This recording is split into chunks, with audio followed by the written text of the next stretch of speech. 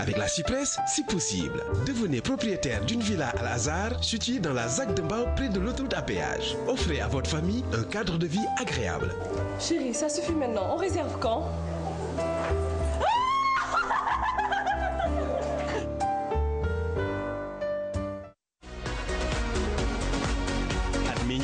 Biscrème may na leen ñu dund seen gént ñoom ñëpp dem nañu visiter dëkk bii di Istanbul ci lu ñu génnewul benn dërëm kon nag fii ba le 30 juin 2012 yéen itam mën ngeen a gagné te bokk ci ñi dem Istanbul jël leen benn paquet Biscrème dong def ko ci enveloppe bind ci seen tour adresse ak numéro de téléphone envoyé ko poste BP 2603 Dakar RP wala ngeen envoyé ko ci urne yi nekk ci seen boutique quartier mën ngeen a bokk ci pomi itam ci www.biscrème.sn loo leen di gën a joué gën a yokk seen wërsëgu nga ñaay. Êtes-vous sûr que votre intérieur est bien protégé contre les virus et bactéries? Réponse le 12 juin.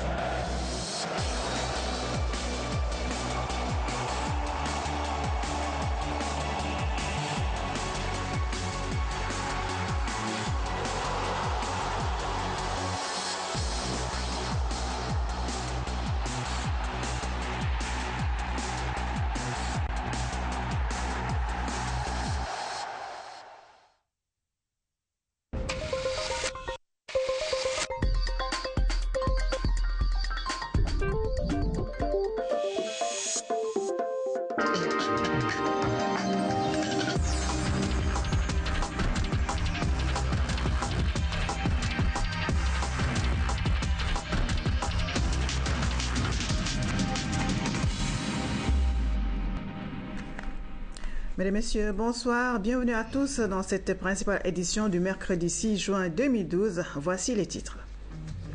Une aide budgétaire de la Banque mondiale au Sénégal pour développer les secteurs de l'énergie, de l'éducation et de la santé. Le vice-président de l'institution financière en visite au Sénégal a rencontré les autorités et la presse. Pour le contrôle et la surveillance de l'aviation privée, des douaniers de 7 pays francophones réfléchissent sur la question au cours d'un atelier de 3 jours à Dakar. Et puis journée meurtrière en Afghanistan avec un double attentat suicide à Kandahar qui a fait 23 morts et une cinquantaine de blessés. Ainsi donc, la Banque mondiale va accorder une aide budgétaire au Sénégal pour développer les secteurs de l'énergie, de l'éducation et de la santé. Le vice-président de l'institution financière pour la zone Afrique l'a dit lundi. Makhtar Diop, qui est en visite chez nous, cette visite de Makhtar Diop chez nous entre dans le cadre de la coopération, dans le renforcement du partenariat plutôt, entre le Sénégal et la Banque mondiale. Après avoir été reçu par les autorités, Makhtar Diop a rencontré la presse, nous dit Fantabachi. La Banque mondiale veut aider le Sénégal à boucler son budget 2012 et en même temps combler le gap financier.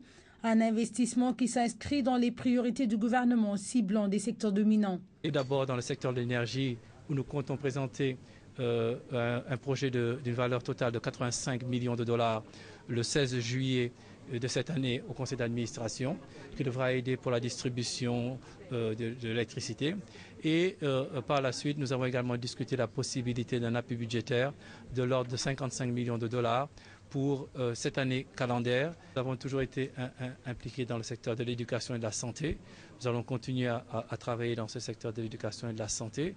Mais nous souhaiterons également faire un peu plus dans le secteur de l'agriculture.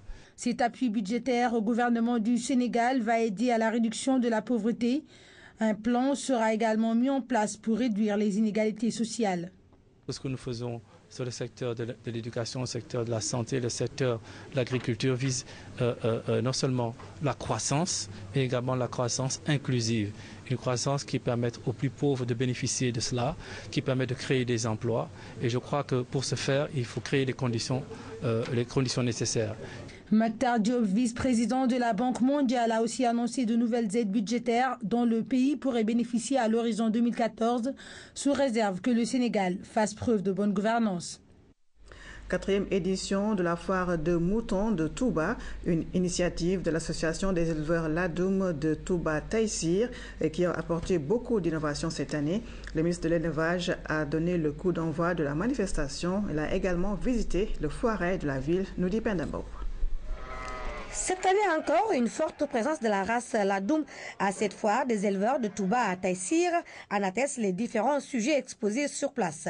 Prenant la parole, les organisateurs sont largement revenus sur les problèmes auxquels ils sont confrontés, difficultés qui entravent selon eux le développement de l'élevage dans la ville sainte. Il y a les voleurs, souvent ils viennent dans les maisons, ils vous prennent un sujet qui coûte 1 700 000 francs, 800 000 pour aller vendre ça aux débiteries à 30 000 francs.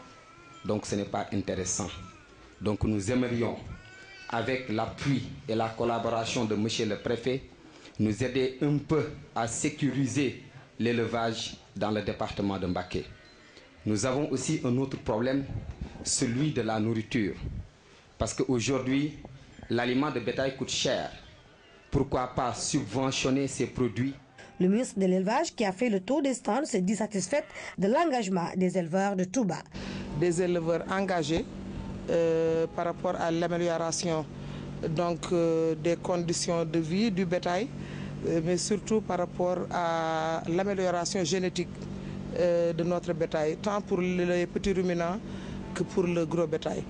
Nous allons déceler en tout cas l'ensemble des problèmes qui se posent à ce niveau et essayer de leur trouver des solutions. Et pour cela, le gouvernement a pris la décision dans le cadre du programme agricole, le volet élevage du programme agricole de 2012, donc de mettre à la disposition des éleveurs un stock d'aliments bétail qui leur permettra de faire face à cette situation difficile.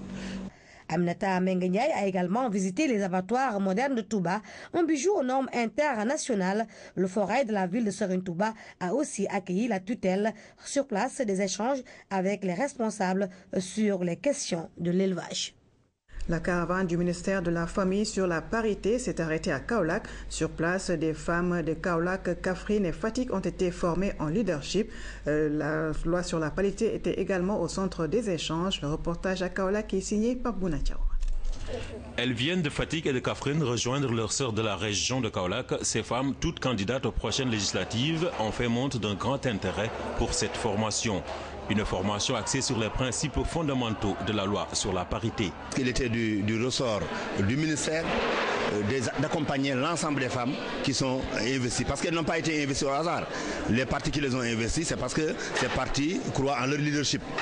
Donc le ministère a voulu tenir cet atelier pour qu'à travers le partage, qu'elles puissent bénéficier de l'expérience et de l'expertise de celles qui sont déjà au niveau d'autres instances. Nous avons vu que dans la salle, il y avait déjà des femmes.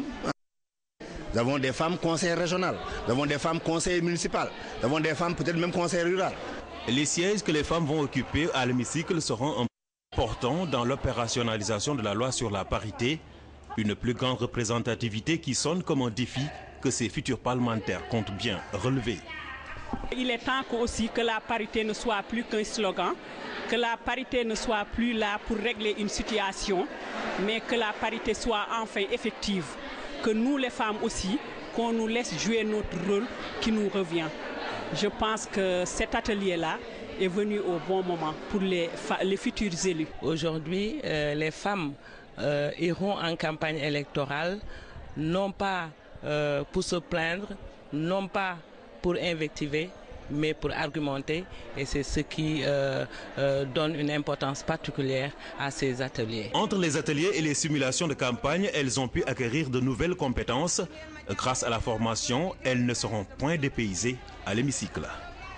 Et de Kaolack, nous nous rendons directement à Saint-Louis pour retrouver Tidiane Barry. Il est dans la capitale du Nord pour les besoins du premier Conseil des ministres décentralisé qui s'y tient demain en présence du chef de l'État. Aujourd'hui déjà, le Premier ministre Abdoul Mbaye avait tenu un conseil interministériel à Saint-Louis. Bonsoir Tidiane. Bonsoir Seynabou. Alors, qu'est-ce que tu peux nous dire sur ce conseil interministériel déjà qui a précédé le conseil des ministres de demain? Est-ce que les préparatifs sont en cours? Bon, un mot de tout ce qui se passe à Saint-Louis. Merci Seynabou. Saint-Louis est à l'honneur. Le centre de gravité du Sénégal s'est, pourrait-on dire, déplacé dans la capitale du Nord pour inaugurer une nouvelle ère de conseil des ministres décentralisé. Une occasion pour le chef de l'État, le Premier ministre et les membres du gouvernement de s'adresser directement aux acteurs à la base sur les urgences de l'heure. Acte 1 de cette immersion du gouvernement dans les réalités régionales, la tenue aujourd'hui d'un conseil interministériel sous la présidence du Premier ministre Abdoul Mbaye. Un conseil interministériel qui a été toutefois précédé par la visite d'un chantier. Il s'agit d'un chantier de logements sociaux destinés aux sinistrés des inondations, ainsi que ceux qui ont été victimes de l'avancée de la mer. Reportage Maman Moussagnan. Arrivé à 12h30 à l'aéroport international de Saint-Louis, le Premier ministre n'a pas tardé à démarrer ses activités. Abdoul Mbaye s'est rendu sur le site des logements sociaux aménagés pour les victimes de l'avancée de la mer, les sinistrés. C'est sur la route de Rosso au croisement Dakar-Bangou. Ici, les ouvriers s'activent depuis plusieurs mois. Ils ont fini presque de construire une vingtaine de maisons. Des domiciles dotés de chambres, toilettes, salons qui permettent aux bénéficiaires de vivre dans des conditions acceptables. C'est à un coût social que leur revient ces maisons qui seront au nombre de 150 dans le cadre de la première phase. Un projet de la mairie de Saint-Louis et de l'ONU Habitat, bien apprécié par le Premier ministre. Abdoul Mbaye s'est engagé à apporter le soutien du gouvernement à cette belle initiative qui devrait servir d'exemple aux autres localités du pays. Conseil des ministres dans nos régions, c'est la première rencontre du genre ici à Saint-Louis. Il faut dire que la rencontre de demain, qui sera présidée par le chef de l'État, va se tenir au Conseil régional. Ici, tout est fin prêt, nous dit Tierno Amadoussi, qui était sur place ce matin. Dans la capitale du Nord, tout indique l'arrivée prochaine d'importants hôtes. À la place Faidherbe, comme dans toutes les grandes artères de la ville, les signaux sont perceptibles. Et c'est cette bâtisse qui accueille demain le chef de l'État et ses collaborateurs. Le Conseil régional de Saint-Louis déroule le tapis rouge aux plus hautes autorités du pays. Nous avons pris toutes les dispositions nécessaires pour que la réunion qui doit se tenir dans la salle de délibération du Conseil puisse se passer dans de très bonnes conditions. Le Conseil des ministres du jeudi 7 juin 2012 se tiendra dans cette salle. Les ouvriers sont déjà à pied d'œuvre. À peu près tout est fin prêt. Il ne reste que la pose de la moquette qui vient tout juste d'arriver. La sonorisation est prête. Après l'installation de la moquette et poser les tables et les chaises. Il y a aussi la climatisation que nous avons augmentée pour les besoins de la situation. Ici, le technicien de son de la présidence de la République effectue ces derniers réglages. Les services du protocole aussi sont en plein dans les préparatifs de l'accueil du chef de l'État et de l'ensemble du gouvernement. C'est un conseil des ministres historique qui va se tenir dans cette ville historique. Les populations anticipent déjà sur le suivi des décisions qui seront prises à l'issue de cette rencontre. Symbole vivant de la vieille ville, le pont Faidherbe rythme la vie des Saint-Louisiens. Dans ce mouvement incessant de va-et-vient des populations, se prépare la tenue du premier conseil des ministres décentralisé. Ça, c'est une nouveauté, dans la mesure où un gouvernement déplace pour les régions pour savoir tous les problèmes des populations. bëgg na nag président bu ñëw mu may nu dal nu may ko dal nu bokk toog ak jàmm muy defar réew mi nu ànd ak moom ci def lu baax ak lu rafet. L'initiative est salutaire et les attentes sont fortes.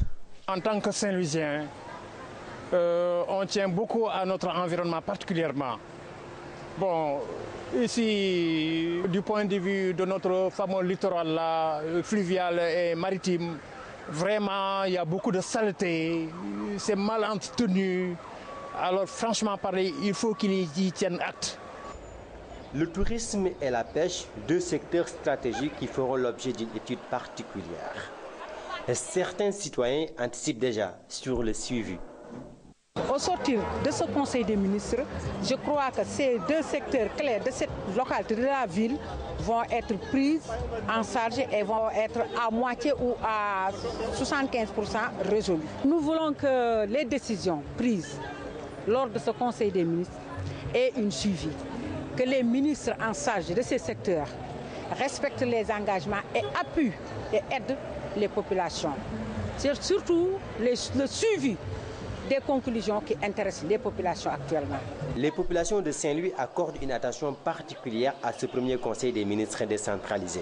Cet événement sera gravé dans la mémoire collective de la vieille ville. Et puis Seynabou Diop, le ministre de la Justice Aminata Touré a profité de son séjour dans la vieille ville pour visiter les services relevant de son département. Elle s'est notamment rendue à la cour d'appel où elle a rencontré le personnel. Une occasion pour le ministre de s'imprégner des conditions de travail. Si vous le voulez bien, nous allons nous retrouver dans la seconde partie de votre journal pour la suite de cette antenne spéciale. Merci Théane Baril, on se retrouve donc à tout à l'heure. Et nous reparlons de la journée mondiale de l'environnement qui a été célébrée hier 5 juin. Le club géologie de l'université Cheikh Anta Diop a communiqué et sensibilisé sur les risques liés à l'environnement, risques qui peuvent occasionner une rareté des ressources. Il est donc urgent de favoriser la recherche et la mise à disposition de sites dans le domaine de la géologie, nous dit Mamadou Moustapha Silla. Ils sont nombreux à participer à cette journée de communication et de sensibilisation pour susciter la prise de conscience envers l'environnement et la nécessité de le protéger. Occasion saisie par ces étudiants en géologie pour tirer la sonnette d'alarme. Le géologue a pour préoccupation majeure l'environnement. Le géologue tire toutes ses ressources sur l'environnement. Il est en contact permanent avec l'environnement. Donc on ne peut pas dissocier le géologue de l'environnement. Donc cette journée nous permettra de faire la sensibilisation au niveau de l'université pour faire la promotion de la géologie. À cela s'ajoute un manque de sites de recherche et il est urgent de trouver des solutions pour un changement de comportement des populations et leur conscientisation par rapport aux profits qu'elles peuvent tirer de l'environnement. En tant que géologue, nous lançons un cri, nous n'avons même plus de sites à étudier. Tous les sites ont été... Il y a eu des constructions sur tous les sites géologiques. Or, sans ces sites, nous ne pouvons pas au niveau international réunir. Quand je prends par exemple la Corniche, tout le monde en parle, mais nous, géologues, nous en souffrons le plus. Parce que là, par exemple, au niveau géologue, on se parle du passage des manifestations volcaniques tertiaires et quaternaires qu'on voyait, mais partout c'est cimenté, on ne voit plus rien. Au niveau hydrogéologie, tous nos piézomètres sont détruits. Et sans ces données, nous ne pouvons pas faire de bonnes études et donner des éléments qu'il faut aux décideurs. Parce que pour faire, par exemple, aujourd'hui, parler des inondations, nous avons besoin de chroniques, aussi bien climatiques et de chroniques des ressources en eau. Et ça nécessite donc des études. Et ces études, sans ces moyens, nous ne pouvons pas. Donc, nous appelons le peuple sénégalais vraiment à nous soutenir, à nous aider à préserver certains sites qui vraiment sont clés au cœur des géologues. Le thème de la protection de l'environnement est désormais omniprésent dans la plupart des réflexions sur le devenir de nos sociétés. Ouverture hier à Dakar d'un atelier de 3 jours sur le contrôle et la surveillance de l'aviation privée. Les participants, des douaniers de 7 pays francophones, devraient se familiariser davantage avec les techniques de contrôle des aéronefs privés. Yossar. Du fait du déficit ou de l'absence de contrôle dont elle bénéficie, l'aviation privée se développe à grande vitesse en fonction des opportunités qu'elle offre au gré du tourisme de plaisance et des activités minières par exemple. Et qui plus est, parce qu'elle offre rapidité, confort et souplesse dans le choix des heures de départ et les destinations, l'aviation privée peut être source de nombreuses dérives, y compris dans le transport de drogue ou de produits prohibés. C'est pourquoi les administrations douanières souhaitent de plus en plus disposer des compétences techniques et des moyens matériels pour prémunir la sous-région de l'aviation occulte. Avec l'essor du tourisme et de l'industrie minière particulièrement, il y a beaucoup d'aéronefs au niveau national et de la sous-région qui atterrissent et décollent sans qu'on puisse vous dire exactement de manière précise leurs activités. Également aussi des enquêtes ont pu révéler que beaucoup d'aéronefs ont été, sont irrégulièrement immatriculés, pour ne pas dire pas immatriculés du tout. Les administrations douanières de ce pays de l'Afrique de l'Ouest francophone prennent part aux travaux de ce séminaire international sur le contrôle et la surveillance de l'aviation privée. Il s'agit du Niger, du Mali, du Burkina Faso, du Bénin, de la Guinée, de la Mauritanie et du Sénégal. 3 objectifs sont fixés à cet atelier. Savoir contrôler un aéronef afin d'y rechercher des infractions sur les règles d'importation en franchise temporaire, marchandises de contrebande ou stupéfiants. Savoir créer une base de données des avions de la sous-région pour assurer une meilleure traçabilité et un meilleur ciblage. Et enfin, développer une coopération internationale favorisant la création d'un réseau des brigades en charge du contrôle de l'aviation privée. La mission interministérielle française de lutte contre la drogue et la toxicomanie qui assure les facilités techniques et financières de cette formation a saisi l'occasion pour doter la subdivision des douanes sénégalaises de Yoff d'un véhicule, d'équipements informatiques et de divers matériels permettant de surveiller et de contrôler en toute sécurité les aéronefs privés à Dakar et dans les régions. Dakar a également abrité un atelier de restitution et de validation du plan national d'action sur la réforme légale pour l'incrimination des châtiments corporels et de toutes les formes de violence faites aux enfants. L'initiative est du gouvernement du Sénégal en partenariat avec Save the Children et Plan International. Elle vise à lutter contre les violences faites aux enfants. Diana Badia. Interdire les châtiments corporels ou toute forme de violence faite aux enfants, tel est l'objectif de cet atelier. Le Sénégal, à l'instar de la communauté internationale, a ratifié la Convention des Nations Unies relative aux droits de l'enfant. Toutefois, des parents et des tuteurs continuent de recourir à la violence pour corriger les enfants. Des mesures alternatives leur sont proposées. L'écoute de l'enfant, mais c'est aussi faire attention aux différents stades de développement de l'enfant pour pouvoir comprendre les différentes manifestations de l'enfant et les différents comportements de l'enfant en lien avec ces stades de développement. Ils sont ainsi appelés à préconiser le dialogue et la médiation pour éduquer leurs enfants. En plus de Save the Children et de Plan Sénégal, l'État travaille avec d'autres structures pour le respect des droits de l'enfant.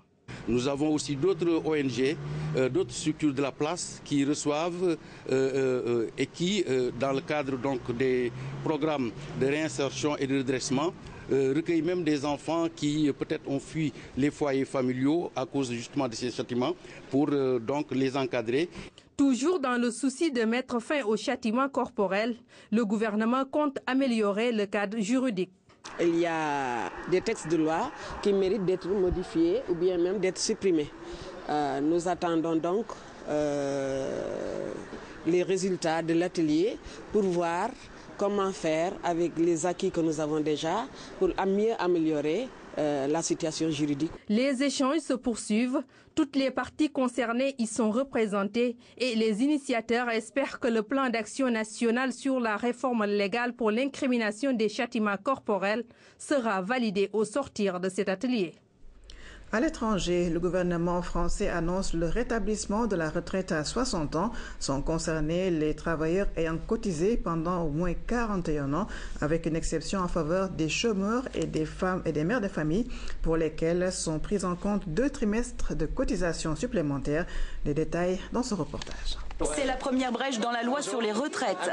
Avec ces mesures, la ministre des Affaires sociales, Marisol Touraine, tient les promesses faites par François Hollande. Le président de la République s'était engagé à ce qu'une mesure de justice soit prise rapidement en faveur de celles et ceux qui ont commencé à travailler jeunes et qui atteignent l'âge de 60 ans en ayant leur durée de cotisation. C'est cette décision qui a été prise aujourd'hui. Partir non plus à 62 mais à 60 ans, ce sera désormais possible pour ceux qui ont commencé à travailler à 18 ou 19 ans s'ils ont cotisé au moins 41 ans. Un geste également en direction des mères de famille ayant eu 3 enfants. Actuellement, les congés maternité représentent 4 trimestres cotisés. Désormais, ce sont 6 trimestres qui seront comptabilisés. Les chômeurs bénéficient aussi de la mesure. Jusqu'à présent, seule l'activité salariée était prise en compte. Avec ce décret, les demandeurs d'emploi gagnent 2 trimestres, insuffisant pour certains syndicats. Nous avions demandé, nous, à ce que tous les trimestres validés soient pris en compte pour le retour de l'âge légal à 60 ans. Bon, seuls 2 trimestres vont être pris pour le chômage, 2 trimestres pour la maternité. Certes, c'est un plus pour les salariés qui pourront en bénéficier. Néanmoins, nombre de demandeurs d'emploi ne pourront pas bénéficier de cette mesure.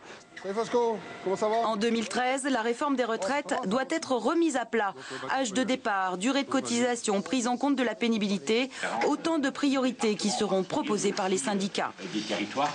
La CFDT va mettre au débat de la future conférence sociale l'évolution globale de notre système des retraites pour aller petit à petit sur un système qui prend en compte la durée de cotisation plutôt que l'âge. De cette façon de dépasser le problème du départ à 60 ans, que les gens puissent partir à la retraite en fonction des années qui sont travaillées. Le décret sera publié début juillet pour une application en novembre. Les caisses de retraite informeront les personnes concernées durant l'été. Journée meurtrière en Afghanistan avec ce double attentat suicide dans la base aérienne de l'OTAN à Kandahar. Bilan 23 morts et une cinquantaine de blessés. Et puis à quelques kilomètres de Kaboul, un raid aérien de l'Alliance Atlantique a fait une quinzaine de morts parmi la population civile, rapportent les autorités locales. C'est ici, sur ce parking d'habitude bondé, qu'un homme à moto s'est fait exploser ce mercredi matin. Plusieurs chauffeurs routiers étaient alors à l'arrêt. Ils patientaient avant de pénétrer à l'intérieur de la base aérienne de l'OTAN de Kandahar. Quelques minutes plus tard, une seconde explosion a eu lieu. Selon le chef de la police locale, toutes les victimes sont des civils. Après le premier attentat, les gens qui se trouvaient dans la zone de l'explosion se sont précipités auprès des victimes. Et là, un deuxième kamikaze s'est fait exploser. Ce n'est pas la première fois que des attentats ont lieu dans la province de Kandahar. Considérée comme étant le fief des talibans, cette région est régulièrement le théâtre de violences entre insurgés, forces afghanes et militaires de la force de l'OTAN. L'OTAN qui a mené ce mercredi un raid aérien contre un chef taliban dans ce village de la province de Logar. Un raid meurtrier. D'après les autorités locales, plusieurs personnes ont été tuées. Dans ces maisons, il n'y a aucun survivant. Il n'y avait que des femmes, des hommes et des enfants. Il n'y avait aucun taliban. Les civils qui ont été tués n'avaient combattu contre personne et n'avaient attaqué personne. Des civils qui restent les premières victimes du conflit afghan. D'après l'ONU, plus de 3000 d'entre eux ont été tués dans des violences en 2011. Un record en 10 ans de combat. Retour chez nous pour parler de ces candidates aux législatives du 1er juillet prochain qui ont été formées aux techniques de communication, une initiative du Conseil sénégalais des femmes COSEF qui concernait des femmes issues d'une dizaine de partis politiques. Fatou Diouf.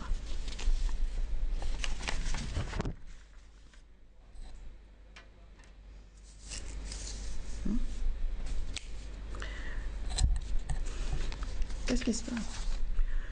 Le CESTI, durant les 2 tours de la présidentielle de 2012, chaque médium a ainsi fait état de ses productions. Pour la presse écrite, les journalistes ont couvert la campagne, mais aussi le déroulement du vote dans des zones dites à enjeu. C'est ainsi que plus de 126 articles ont été produits par les étudiants. Le même travail a été accompli par les étudiants de radio. Ils ont accordé une attention particulière au fort taux de chômage qui prévaut dans la banlieue. Choisis ne l'ont pas été à hasard dans la mesure où le point qui nous intéressait ici à Dakar était la banlieue, où il y a les 2 tiers des Sénégalais qui ont l'âge de participer à un scrutin. L'innovation dans la couverture de cette campagne électorale est certainement le site cestiinfo.net. Des journalistes blogueurs du CESTI, surtout ceux de la 2e année, lui ont donné un contenu plus que satisfaisant. Il y avait beaucoup de productions, comme vous l'avez vu. Je pense qu'on a eu plus de 600 productions entre février et avril. Et toutes ces productions-là ont été faites par les étudiants, sur plusieurs sujets bien entendu. Et ça nous a permis quand même de travailler sur beaucoup de choses, de rectifier certaines options, mais également de leur apprendre certaines techniques. En télévision, les documentaires ont été produits sur les inondations et la précarité en banlieue. Mais le document intitulé Présidentiel 2012, quand l'argent devient roi, a été suivi avec intérêt par l'assistance. Les étudiants, eux, ont préféré travailler sur des thématiques qui sont des thématiques qui concernent la banlieue, la pauvreté dans la banlieue, l'inondation dans la banlieue